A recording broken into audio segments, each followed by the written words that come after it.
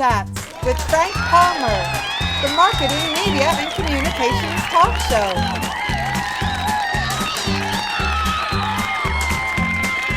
With Keith Reinhard.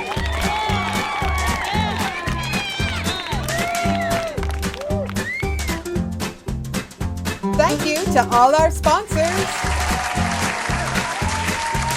Well, today I'm very excited about and having the pleasure of interviewing my mentor and friend, Keith Reinhard. Keith is truly one of the real visionaries in the world of marketing and advertising, and maybe he's one of a kind. Good afternoon, Keith. How are you doing? I'm fine, Frank. You're looking good.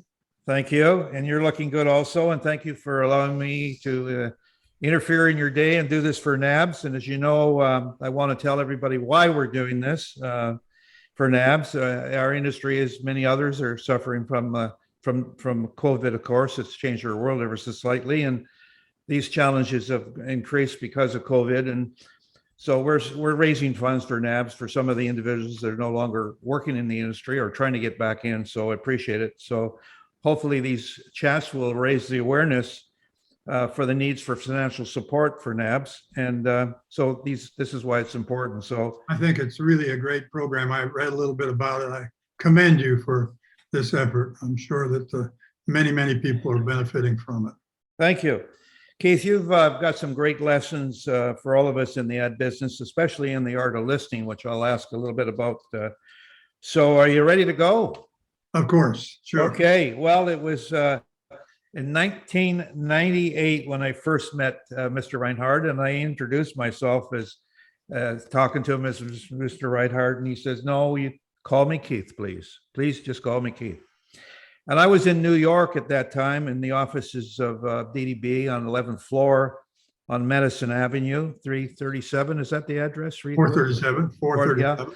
So it was actually the holding company also for Omnicom. And previously I had talked to a number of other large holding companies that made me feel very small from my business. And Keith made me feel larger than life. Almost worthless, I felt, talking to these other agencies. And I'll tell you a little bit about that later, because I have a very good story to talk about John Wren and what we did with one of the agencies that wasn't too kind to me, but we won't mention their name. Okay. But let's talk about Keith and who he is. Keith Reinhard is Chairman Emeritus of DDB Worldwide, still one of the largest global networks, advertising networks in the world, with 206 or more offices in probably close to 100 cities, countries, I should say. DDB is known and still is as one of the industry's most creative multinational networks, and DDB has won more Grand Prix Cannes Awards in that 50-year history. I was in Cannes with Keith on one occasion. You might want to see that little picture here that Keith and I were there. You play that, you may remember that picture. You may remember that picture. We were enjoying a little bit of I was drinking wine. I think you were drinking water. At least I think I was drinking wine. It's obvious that Keith has played a very big role in DDB's creative winning scorecard. And I don't know, people know that Keith was one of the architects back then, which I'm going to play a little bit later, bringing together Omnicom, but with the agencies of DDB, BBDO, and TBWA. Advertising Age has referred to Keith Reinhard as the advertising industry's soft-spoken visionary, and in 1999 named him among the top 100 most influential advertising people in history. Now, I could go on for a lot longer than this, because I've known Keith for years, and talk about all of his accomplishments. And for all the time that I've known Keith over the last 22 or 25 years, he's still the same person, the same gentle giant, the person who's more than open to talk to all of us about the industry going forward and where it is. But I'll try to cover off some of these in these NAB chaps. So are you ready to begin now after we've talked about all the glory? Sure, why not? All right. Do you remember the day when we first met? I'm just curious. I don't remember exactly what day it was, but I remember meeting you. I'd heard a lot about you. That's the reason we were meeting. our idea in expanding DDB's global network was to find the stars of the advertising industry in each country. And if we didn't have an agency there, then let's find out who it was and see if we can attract them to our company. And in Canada, there was no question. It was Frank Palmer and Palmer Jarvis. And so that's why we were meeting. And as Frank said, he'd been meeting with some others. But our idea in expanding the network was not to, it was a very federalist idea. It was not to give people rules as to how they ought to behave. That was sort of Ogilvy's idea. I knew David a little bit, and he sort of said, I, David, am the Pope of advertising, and I've studied every form of communication there is, and here are the rules. And you go to Berlin, and you go to Brazil, and you follow my rules. And we said, we're going to turn that upside down. There are no rules. We want people who know what they're doing. We want people who are doing great work, and we can learn from them. And I think I even told you that. We want to learn from you. And well, that's what you said. You made me feel very important on that day. And I still remember it 20 odd years ago. And we did learn. You said to me, we actually want to learn from you. Yeah, and we did learn from you. We learned a lot from you, including some practical jokes. Well, there's still a few of those. But that's an important part of a creative organization, having fun and being lighthearted. And you taught us that as well. Well, actually, this is a very funny little thing that I'm going to play here because it's just a short video. Just play this little version. You had me at hello. You had me at hello. I had to put that in there, Keith, as a little, not a practical joke, but the fact is that I still remember just the feeling that I had when I met in your office and you made me feel so friendly that you basically had me at hello. So, yeah. So you and John Bradstock, which I remember so fondly, treated me so well and truly like an old and important friend. And maybe that was a little bit of your Midwest upbringing. Can you tell us a bit about your upbringing in Eastern Indiana? I think that's right. Small farming community. Your father died when you were young and you were brought up by your mother. Yeah. And I remember seeing something where you said your mom worked in a small grocery store that was stuffed or packed with packaged goods. And you took those packages home to read the copy and study the logos. Is that true? Well, not quite. I mean, yes, this was a very small town. There had one grocery store. It was a very small grocery store. My widowed mother was a clerk in that store. And the marketers, food marketers, sent promotional material, big banners promoting Wheaties or Milky Way. And so there was no room in the store to put these promotional materials up to display them. So I would take them home and study them and say, you know, who writes this? So much milk in a Milky Way, you can almost hear it moo. Who designs these logos? Who does that? And I began to become interested in advertising in that way. So Betty Crocker was my first pinup girl. Yeah, you took that line away from me. I was going to say that. I'm just curious as to how old were you then? Well, by this time I was probably 8 or 10 years, 7 or 8 years old. They allowed me in the store to sort potatoes and process some of the produce and do some sweeping and stuff. So I didn't get paid, but I got to be with my mom and I got to see all these banners and promotional materials and learn something about advertising. Is that where you thought, or maybe gain a lot of your work ethics at that time? Because you'd still work, I know you go to work pretty much every day still, you know? Well, maybe. I mean, work ethic, this is a Swiss Mennonite community and hard work was a very important part of the whole culture. So yeah, probably. Yeah, because I mean, not many people that are my age or even your age right now might remember listening to, today podcasting is back out. It's basically old radio. Right. And it's just come full circle again. And the thing is back then I remember listening to The Shadow and Jack Benny and Sure. you said you like the jingles for Wheaties and Jello and that, but I remember those radio shows and The Shadow knows, The Shadow knows. Exactly. Well, my grandfather, who was a surrogate father to me and taught me a lot about selling and about life, but he and the town fathers believed that television was an instrument of the devil, and we were not allowed to even think about having a television set in the home. But radio was okay as long as he vetted the shows. So I could Wow. I could come home from school and listen to Jack Armstrong, the All-American Boy, and Captain Midnight, but I couldn't listen to Ellery Queen Mysteries. Those were off limits. But anyway, I was able to listen to radio, and I was intrigued by some of the jingles, and that again was an influence probably for advertising. Although in that town, nobody had ever heard of advertising as a career. Advertising was something you did. You put an ad in the local paper to sell your car or your cow, and that's what advertising was. So it was a long time before I figured out that there really was an industry. Well, apparently it was. I have an old clip of you looking for a job, and I think you in 1973 that you and some buddies set off for some New York. So let's play this little clip here. There it is, New York, the Wonder City, a magic city of marvels and superlatives. Amazing. I have to be here. But I had no contacts. I had, a modicum of talent. I had no formal training. I had no connections. I went to phone booths and called McCann Erickson saying, I'm looking for a job. And the voice said, as what? Anything.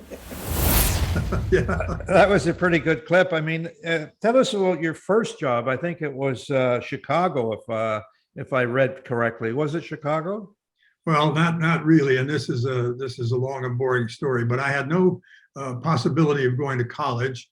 I got a job in Fort Wayne, Indiana as an intern, an unpaid intern in an advertising art studio. And I was paid 75 cents an hour, providing they could find something for me to do for an hour or two. So I learned to water plants, deliver packages, mix chemicals for the photo darkroom. But there were a couple of very talented commercial artists who took me under their wing, and I learned a lot. And after about 8 months of that, I took off for Chicago, and with no job in Chicago, but I knew where I wanted to work. Kling Studios was the largest commercial art studio in the world. So I went into Kling Studios on my first Monday in Chicago, walked up to the reception, and just like my McCann telephone call, I'm looking for a job. She said, as what? And I said, anything. And I got a job in this big studio as a revamper. A revamper is someone who does paste ups of the ads, learn to spec type, do key lining and so forth. And that was my first job, Kling Studios in Chicago. There was the other one that I read about was the fact that when you said you take a job as you were an art director, and then you went from an art director to a writer. That was years later.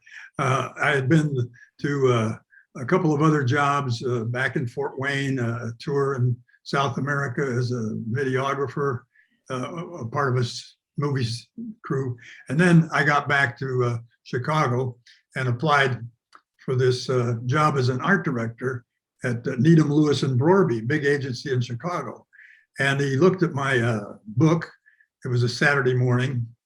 And he said, we don't have any openings for a beginning art director. We do have beginning copywriter opening. I said, I'll take it.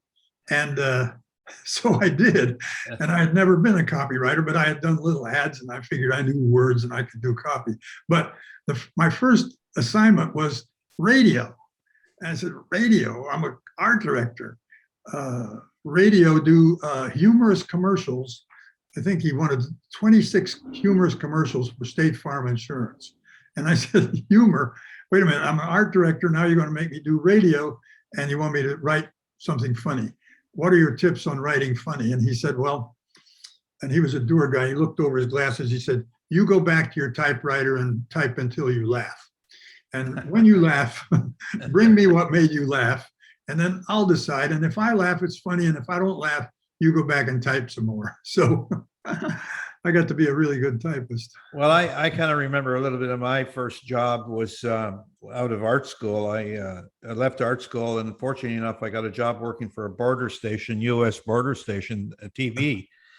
And my first job in there was making sure we had the up-to-date things that said on TV, "We'll be right back after this break." You know, they used to use that native Indian motif on the screen, and their station was always breaking down, and we'll be right back after this announcement, you know. So that was sort of early days. Sometimes I still feel like that job is what I do today, you know, being like where you are around next to the coffee maker and soda machine, because today most of us aren't sitting in offices anymore. We're sitting in open space, and some of us are next to a soda machine. So that's true. But in those days, they had cubicles, but I didn't get one. I got a work station next to the soda and coffee machine, and I couldn't concentrate. I was making change all day long for everybody in the agency. But I got to know everybody in the agency. And so one day they said, you know everybody, you want to be CEO? So I said, yeah, I'll be CEO. Well, I know one of the things that I've always been impressed with is that many, many years ago, you always talked about media compensation and how the agencies are going to be paid, and innovations long before they were ever came about. And you created the blueprint, in my opinion, for the agency of the future. And you said it needed to be a nimble organization capable of being big, small, local, and global, bundled and unbundled, all at the same time, forming and reforming itself in response to challenging needs of clients. And here we are today, living with that. I think so. And that's the future too. I mean, an industry that will be continuously forming and reforming, and needs to be both local and global, and all those things that we said back then. The form of advertising, I mean, it may look and sound different, it may appear in different places, but its mission will still be the same. And that's to connect our clients' brands with the basic drives of humanity, which actually don't change over time. The drive to be, to survive, to belong, to succeed, to be loved, to take care of our own, those drives don't change. So that's what advertising does. Connect brands with those needs, and that'll continue to be. What gave you that insight 20 odd years ago? I mean, that's like, this is where we are today. You have the crystal ball? No, I just, it was a matter of looking at our different client set, and somebody needs international, and somebody needs to be regional, and somebody needs to be local, and somebody needs to build a new brand and expose that brand across all kinds of touch points. And somebody else has a very specific project. They need to talk on certain television channels to a very specific audience. So you have to be very flexible. And we said, you can't have the bureaucratic layers. You have to be nimble, and you have to be, you have to form work clusters, teams that may configure differently one from another, because it's a customized service platform. So I was very involved in thinking in terms of media, even as a copywriter. If I'm writing copy for a brand that's being outspent 5-to-1 by its competitor, I'm not sure I can write copy that's 5 times as strong. So I needed a media person to say, make this have a greater impact. So I got very interested in the whole media aspect of it for that reason. Yeah, I know today that we're living very differently in speed and nimbleness, and how fast can I get it, because you know things are changing so fast. But I've also looked at a lot of the new independent agencies that have got these funny names out there that they've all, and I don't know whether the funny name's going to make them any more successful, but they usually are an account person with a creative team, and they go out there and they create a new agency. because they're upset about the agency that they're working with currently, and it could be a large holdco agency. So they leave and say, we're going to go out and do our own thing. And then 5 years later, they've become just like the other agency, and they want to sell it back to the big holdco again. The circle of life. It's sort of, but yeah, some they do have funny names. But Frank, you may not know this, but I was one of the architects of Omnicom, and Yes, I know. We didn't have a name when we put those three agencies together, and I wanted to call it Aardvark because we'd have double A to start our name, and we'd always be at top of the stock exchange listings. But I couldn't sell that. Well, that's a good parlay right into this next little video about the three-way merger. Would you play that for us, please? Well, it was more than a 2-year process, almost 3-year process, and I had become creative director of an agency called Needham, Harper and Steers, and Needham, Harper and Steers was ranked number 16 in the world, and the industry was going through a consolidation period with the Saatchis picking off any number of agencies and collecting them. Almost every week a new one. So we thought the consolidation was going to be important for us. How can we go from number 16 to something more substantial when clients at that time were asking for global service? And the problem was one client would want global service in these 16 countries and another would want client service in these 27 countries over here. So we began having some talks, but I learned from my boss at that time, Paul Harper, that he was having some talks with Bill Bernbach about maybe bringing these two agencies together because they were a match in terms of creative philosophy. And of course, as a copywriter, Bill Bernbach was my idol, as he was many other copywriters' idols. And I would wait for Life magazine to come out every week, and then I'd go through the magazine and tear out the Volkswagen ads and the Chivas Regal ads and the Avis ads and post them on my wall and say, that's the kind of advertising we should be doing.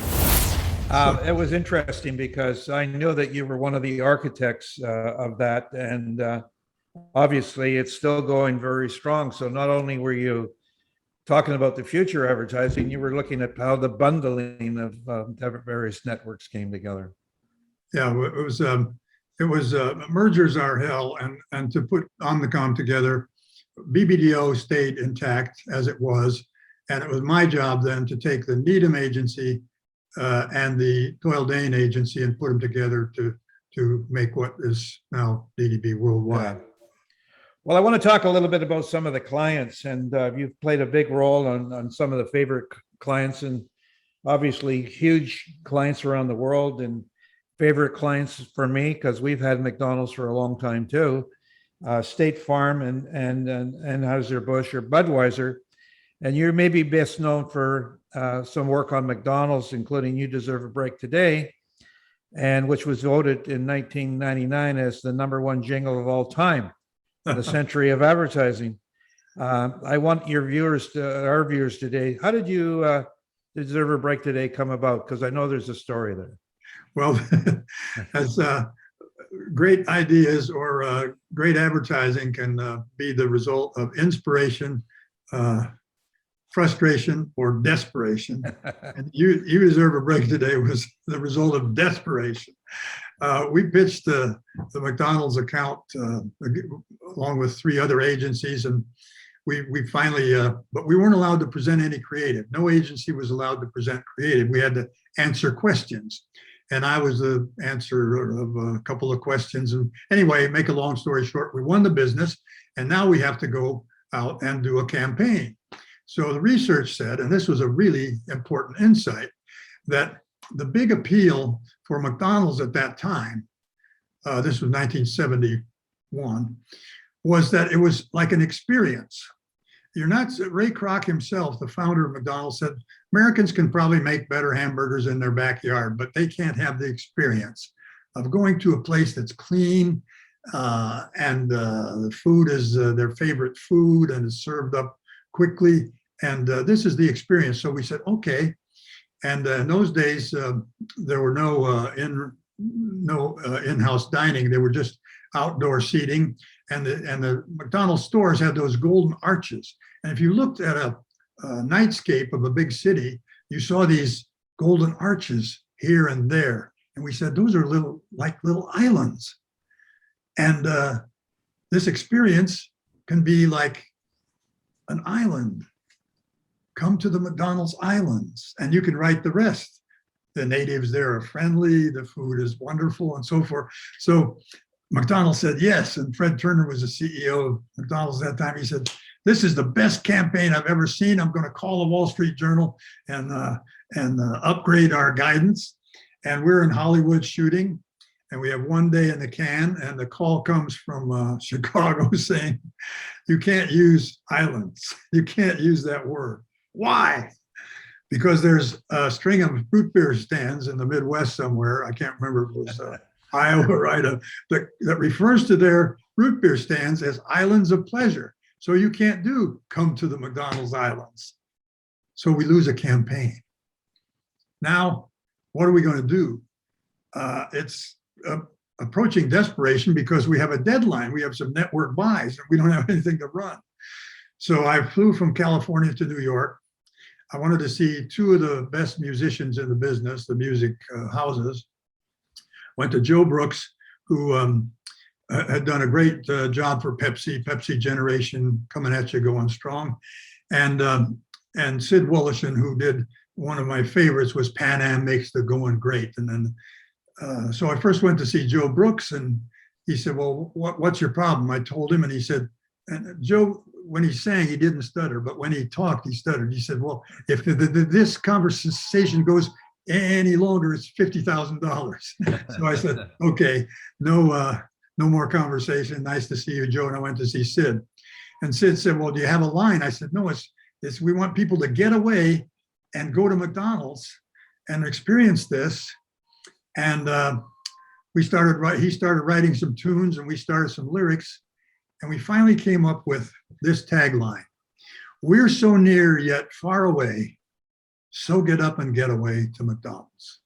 Because we're near geographically, but we're far away in terms of psychologically.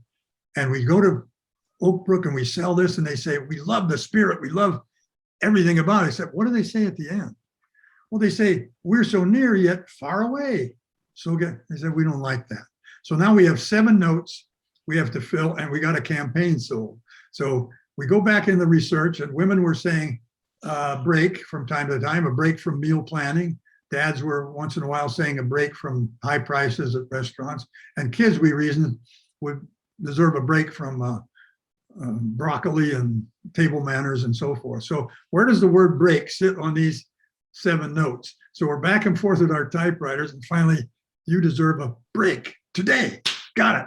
I call Sid and say, I think I got it. He said, well, say it. What is it? I said, you deserve a break today. He said, it's not singable. I said, Sid, if you don't sing it, I'll find somebody else to sing it. And we had a campaign, and we sold it.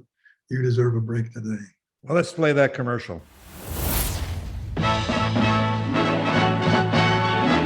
Grab a bucket and mop. Scrub the bottom and top. There is nothing so clean. That's my burger machine. With a broom and a brush. Clean it up for the rush. Before you open the door, or to shine on the floor. When we finish one then, start all over again. Tell me, what does it mean? At McDonald's it's clean. You deserve a break today. So get up and get away to McDonald's, McDonald's, McDonald's.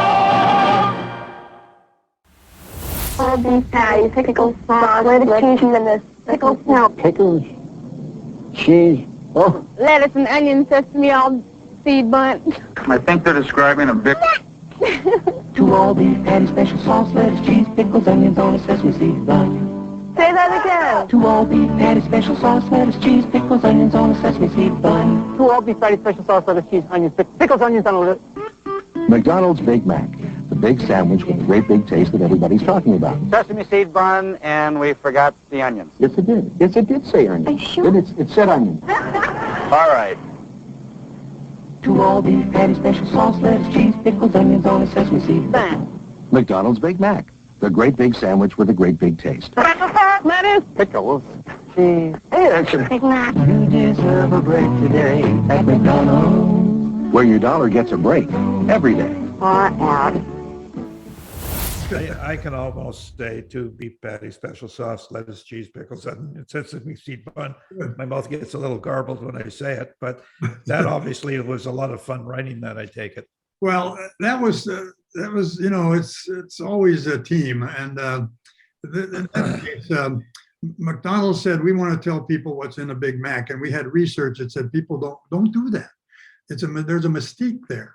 So if you break that mystique, you break down the ingredients, you're going to break that mystique. No, we want to tell people what's in a Big Mac. So we go back to the agency, and say, what's in a Big Mac? And one of the writers had written a print ad, and he'd put the ingredients at the top as a headline with no space between the words.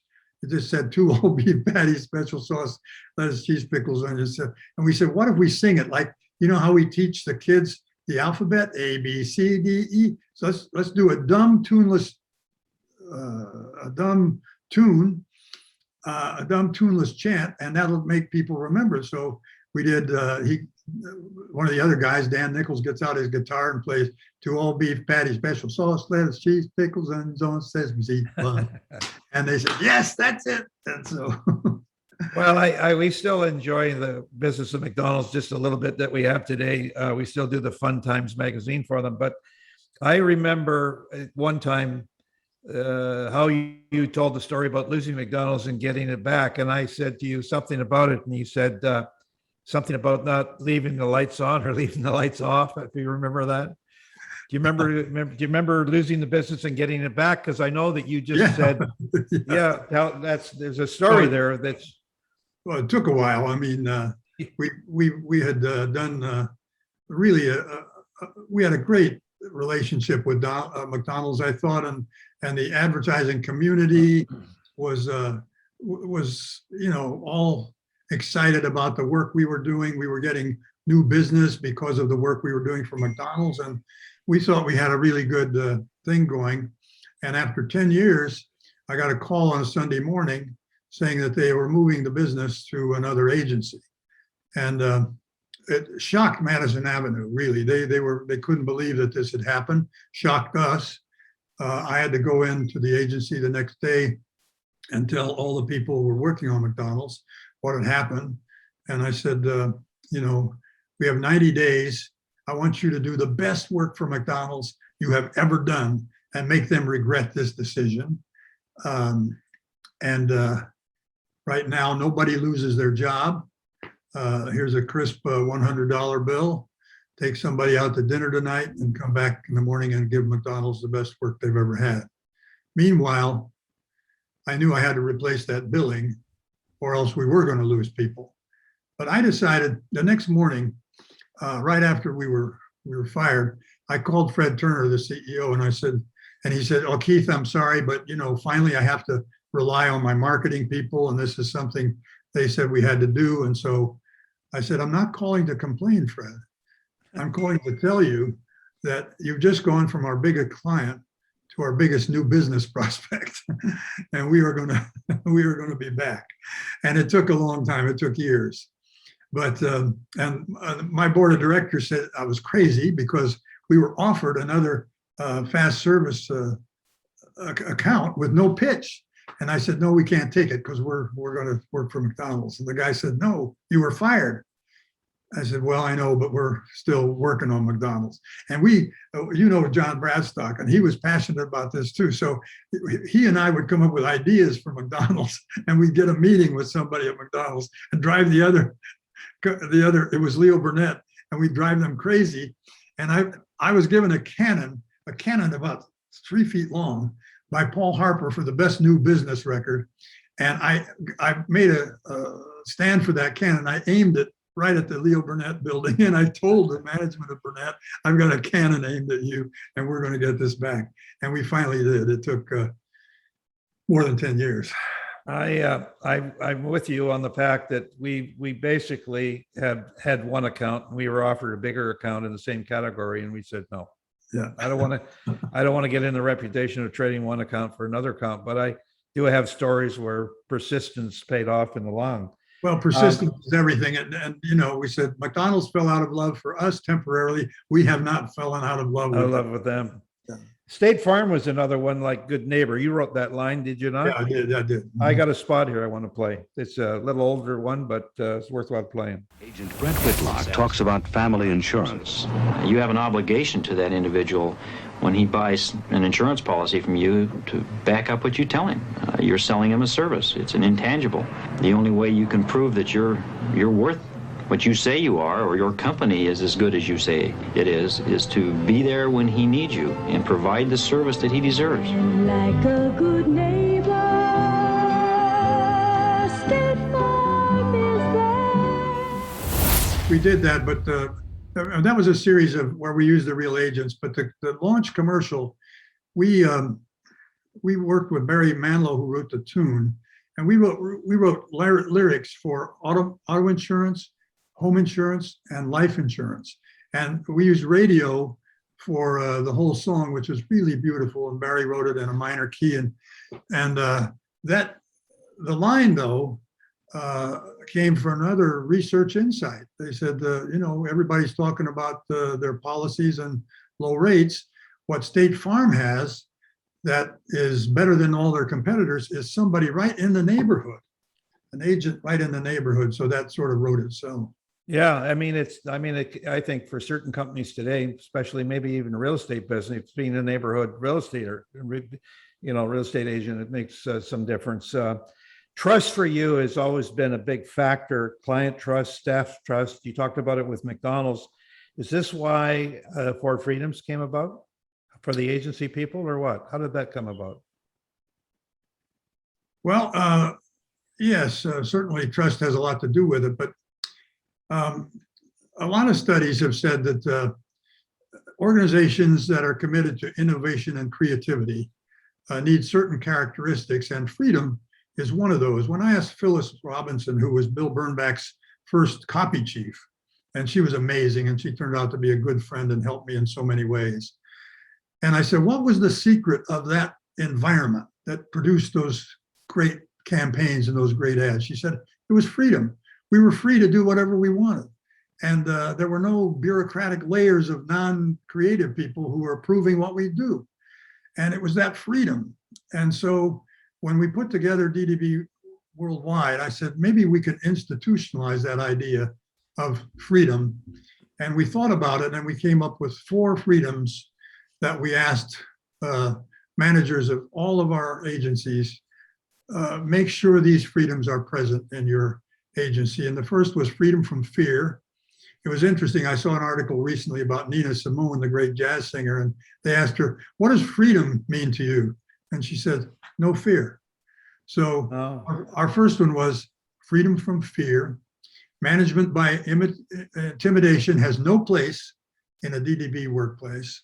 Second was freedom to fail. If you're going to grow, you're going to try some things that don't always work. So we learn from our failures, and we're asking you to take risks and find new ideas in new territories. So freedom to fail. Next was freedom from chaos, not the kind of ferment that every creative organization needs a certain amount of ferment, but this is about memos that don't seem to align with what management has said, closed door meetings, sort of all kinds of workplace trauma, freedom from that. And finally, the most important, freedom to be. Every individual should be herself, himself, or theirself. Right. And so that now those are being refreshed and re-articulated, and they're going to relaunch the 4 freedoms. That's great. I know that there's a little slide we had here, but It was the freedom to fail and freedom to be and freedom of chaos. We don't have to show it, but trust must have been one of the reasons, big trust in this case, why Budweiser allowed you to do What's Up. So let's play one of those What's Up here. You know, the best part of this defense is their defensive line and their interior Hello? linebacker. Hey, who? What's up? Nothing, B. Just watching the game, having a bud. What's up with you? Nothing. Watching the game, having a bud. True. True. What's up? What's up? Yo, who's that? Yo, pick up the phone. Hello? What's that? What's up? Yo, where's Dookie? Yo, Dookie. Yo. What's that? What's that? Hold on. Hello?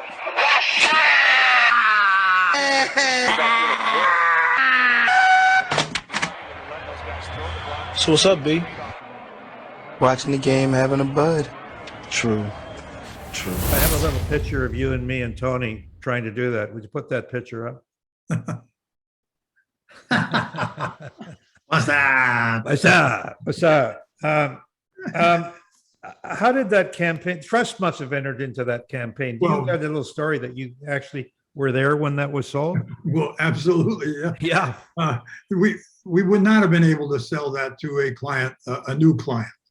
You know, but over the years, and this is what finally August Bush said, excuse me, he said, I'm not sure how this sells beer or how this helps Budweiser, and we had explained that Budweiser needed to be young. It was thought of as, you know, the old guy's beer, and this would make it young again. And he said in these, I think almost these words, you guys haven't led me astray for all these years. If you say this is going to help, I'll let you go ahead and do it. And that was trust. And Yeah, big trust. yeah, and it worked. It worked. Well, the spot that one of the things that I've taken from you is this Any Wednesday, and of course you've signed this for me, but I still go through that and I read some of the freedoms and I read a little bit about this and that, and the takeaway is always very inspirational to me. And that's how I started my own little blurb called Frankly Speaking many years ago. And I actually have, it's coming out in a book now too next year. Oh, really? So yeah. You sign one for me? I sure will. I surely will. But one of my spots is still this spot about Volkswagen. And I want to play it. It goes back a little way and you can tell us a little story about it. I know that you know this spot about how does the snowblower driver get to the snowblow? Yeah, yeah.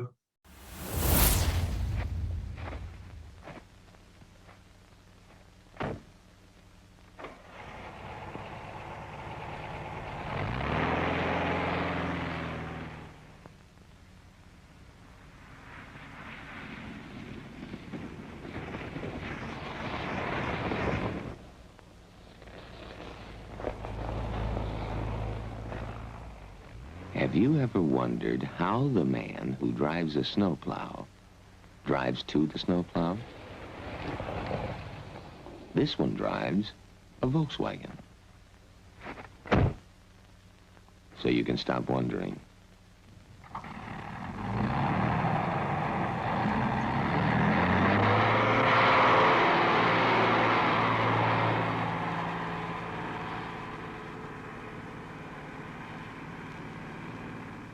Yeah, that little front wheel drive gets you where other cars can't go. But this was my good friend Bob Levinson who really did that. And he, but the idea, and this was what's so great about all the things Bernbach taught us, to break the pattern, to do things that are brave.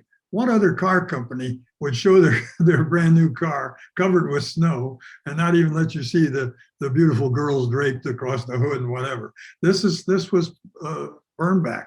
And so Levinson did this, and he did it in Long Island There was no snow. They had to truck the snow in, and they did the whole commercial for $2,500. That would be probably the food service amount of dollars today, right? Exactly. Yeah. I can remember a story about shooting the McDonald's commercial in Vancouver, and it was being catered. And I walked into the set before the client got there, and it had all this roast beef and everything. And I said, do you not see what's wrong here? And they go, well, what do you mean? What's wrong here? Get this food out of here and get McDonald's in here right now. Good. And they had to work so fast to get that out of there. I mentioned before that I had a John Wren story about how I'd met some other advertising agencies. Right. So I won't mention who it was, but I was over across the street at the local pub having a drink, and John Wren was there. And I said, how you doing, John? And John, of course, is the chairman of Omnicom. And he said, oh, I got to meet this other guy from this other advertising agency. And he mentioned his name. And I said, that guy? That's the guy that made me feel like a midget. He said, I said, when are you meeting him? He said, tomorrow. He said, you want to be in my office? I said, absolutely. So I go over to John Wren's office, and I'm sitting there, and this gentleman comes in with 3 other people. And John Wren said, hey, I'd like you to meet Frank Palmer. And the guy looks at me like he's never seen me before. And he said, it's Frank Palmer. You must remember him from Palmer Jarvis. Oh, yes. Yes, I do. Well, I remember he was talking to you about selling his agency to you. Boy, we're sure glad that he didn't sell it to you, because he's making us nothing but money. And that's when I got my That's great.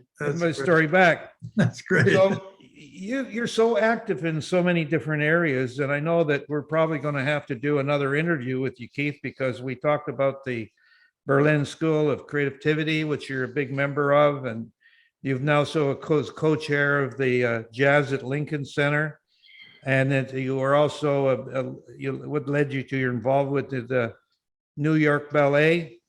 But I want to do this. I'm probably going to ask you to do another interview on this, because out of today's interview, I've found so many other topics that I want to talk to you about. But one of the things that I want to talk about was, why is the listening of art so important? The listening? Well, why is listening so important? Listening. You talk about, you got to listen, and too many people talk all the time and they don't hear what the client is saying. That's true. And too many people, when they do listen, they're listening to form a response instead of listening to learn something. And so you have to listen to learn. And you don't learn when you're talking. You learn when you're listening carefully and listening in a way that helps you understand. And if you don't understand, you say, Frank, I think what I heard you say is, and then you repeat it. And that gives Frank a chance to clarify what he actually said or what he meant, and try to discern what he meant. Listening is the first act of diplomacy. Listening is a sign of respect to the other person. It's a form of flattery, and the great theologian Paul Tillich said it was the first part of love. He said it better than that, but so I've always been careful to listen, because if I'm sitting in a conference room and 5 or 6 other people are talking, I take really good notes, and I'll wait maybe to say something until the meeting is almost over, because by now I think I've understood. But I want to tell one story. I have a bunch of them on the parts of listening. But I said, to be an observer, to be curious about everything, you really have to be sort of an eavesdropper and listen to people's conversation. And one of our people was listening to a conversation between the head of a non-client and his assistant, and he said he wasn't happy with their corporate identity. Okay, this is on our prospect list. We will give him a new corporate identity. So we put the team together, and we did everything, packaging, all of his products with this new identity we created. And I called his secretary and said, I know that, and I named his name, I know he's going to be in New York giving a speech at this conference, and I so admire him. I just wonder if there's any way I could get a ticket to that meeting. And she said, well, I'm sure we can arrange it, you know. She arranged to have me at that meeting. Meanwhile, we had rented in the Sheraton Hotel a conference room, and we had all this stuff, including some video clips of his new identity. And I got to him and said, we need 10 minutes of your time, Mr. And oh, I'm giving away who it was maybe, but anyway. We can cut that out. We need 10 minutes of your time. And he comes in with his marketing guy, and his jaw drops. And he's picking up packages, and he's looking at this. And the marketing guy, his assistant, says, this is not our agency. This is a different agency. And he said, this is amazing. And a few weeks later, I'm in a black tie affair in the Waldorf with another client who's being honored. So I'm fairly near the front. My pocket goes off, and I pick it up, and he said who he was. And it was this guy, the CEO of this company. And he said, I need to talk to you. I said, let me get out to the lobby, and I'm crawling around tables and stuff. He said, we've decided to give you our entire account. And it was because we listened. Yeah. Well, you know, it reminded me of a story when I was in a repitch for a piece of McDonald's business in Alberta. We had not been doing the best job on it, and we were sitting in the board meeting, and the president of McDonald's Western Canada was there, and so was the marketing director. And I was observing, eavesdropping, to your point, and we watched him send a note over to the other guy, and the other guy nodded like that, ripped it up, and put it into the coffee cup. So once the interview was over with, I went back and put the paper, put it back together. And it said time for an agency review. But and I never gave up, and I still got McDonald's in another markets, and I got them involved with Special Olympics, and one day I get a call from the president, and he said, I need to see you right now. And I mean right now. So I go out to McDonald's, and he's got all the same people in the same position that were in that review in the Alberta marketplace. He said, oh, I got you out here thinking that it was all about Special Olympics, didn't I? I said, yeah, you did.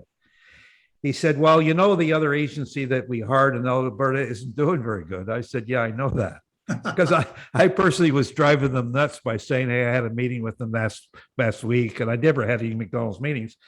But he says, you've been so good and worked on our business, we just want to give it back to you. I had no words. I didn't know what to say. I was emotionally struck, so I couldn't talk. So it reminds me of what you're doing and how you're working. You're not giving up. You're still working. I'm kind of the thinking is you're just getting started, Keith. No, I try to stay active, and I'm helping wherever I can. But you know, I'm a lot older than you are, Frank. I gotta. Not that much. I was trying to. I thought I wrote down that quote from Paul Tillich, which is so good. I'll send it to you about the importance of listening. All right, I'd like to get that to share with the viewers. Yeah. Is there a favorite client that you never got that you wish you did?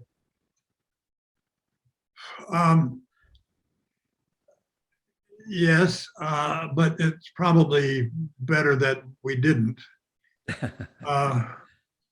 There was I formed an organization called Business for Diplomatic Action, which was designed to raise the perception of the United States of America around the world when it was at an all-time low. And there was a group in Washington formed that wanted an agency to promote the USA. And we put something together that was really good. And it ended up they ended up dissolving and not having but I really had a passion for that campaign that we created for the United States of America. I wanted to do that. Yeah. Well, Keith, this has been fantastic for me. It's been about an hour almost, and I know the viewers are going to hear some really valuable information about trust, how some of those campaigns came about, how you're still having fun today at the ripe old age of 29, like me. I really appreciate it, and so did Nabs. So thank you very much for being part of this, and Nabs really appreciates it. My pleasure, Frank. It's great to be with you. Thank you very much.